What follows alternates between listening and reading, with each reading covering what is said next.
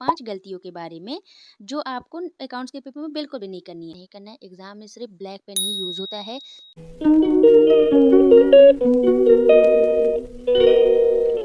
Hello future CA, स्वागत है आप सभी का मेरे चैनल पर। सीए फाउंडेशन के एग्जाम नज़दीक हैं और अकाउंट्स एक ऐसा सब्जेक्ट है जहां आप आसानी से 80+ स्कोर कर सकते हैं।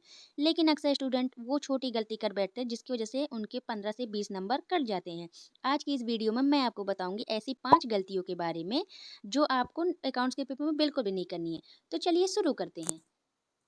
Mistake number 1, working note.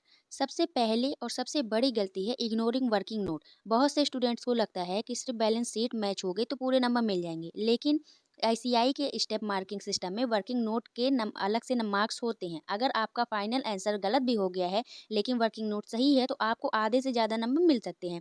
इसलिए हर कैलकुलेशन को साफ साफ वर्किंग नोट में दिखाएं। एक जरूरी बात, एग्जामिनर को रफ वर्क नहीं बल्कि एक साफ सुथरा वर्किंग नोट चाहिए, तभी आपको पूरे नंबर मिलेंगे। जैसे ऊपर सिंपल से किए गए हैं वो आपका एक रफ वर्क हो गया, लेकिन नीचे एकदम प्रॉपर तरीके से किया गया है जैसे मैंने किया है वो एक वर्किंग नोट है। तो आपको एक प्रॉपर तरीके से वर्किंग नोट बनाना है।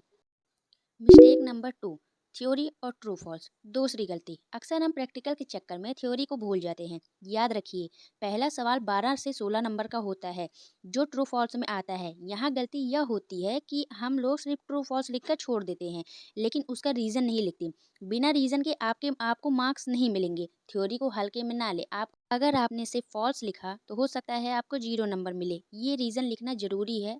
मिस्टेक नंबर 3, फॉर्मेट और नरेशन। तीसरी गलती है poor presentation and no narration. Professional exam में आपकी कॉपी साफ दिखनी चाहिए। जनरल एंट्री के बाद नरेशन लिखना अनिवार्य है, चाहे वो छोटा ही क्यों ना हो। बिना स्केल के रफ लाइन में खींचना या कटिंग ज़्यादा करना आपके मार्क्स कटवा सकते हैं।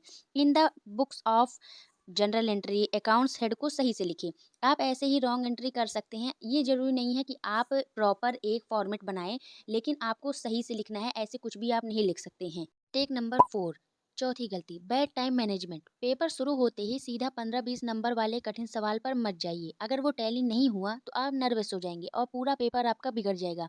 पहले 15 मिनट की रीडिंग टाइम में उन सवालों को मार्क करें जो आपको 100% आते हैं और उन्हें पहले सॉल्व करें ताकि आपका कॉन्फिडेंस बढ़े।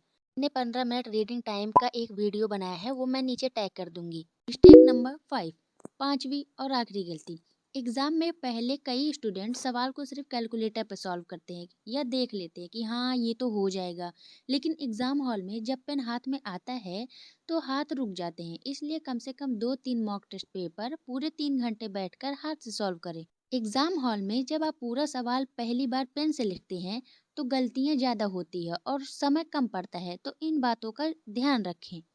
एक ज़रूरी बात जो मैं आपको बताना चाहती हूँ, आगे मैंने ये लिखने के लिए सारे कलर के पेन पेन का यूज़ किया है। आपको ऐसा नहीं करना है। एग्ज़ाम में सिर्फ ब्लैक पेन ही यूज़ होता है। बहुत से बच्चे गलती करते हैं। तो दोस्तों, अगर आप इन 5 गलतियों से बच गए हैं तो आपको अकाउंट्स में अच्छे नंबर लाने से कोई नहीं रोक सकता। उम्मीद है आपको यह वीडियो पसंद आई होगी। अगर आपको कोई और सवाल है तो नीचे कमेंट में बताएं और हाँ, चैनल को सब्सक्राइब करना ना भूलें। All the best for your exam. आपसे मिलती हूँ अपने नए वीडियो के साथ। तब तक के लिए बाय बाय।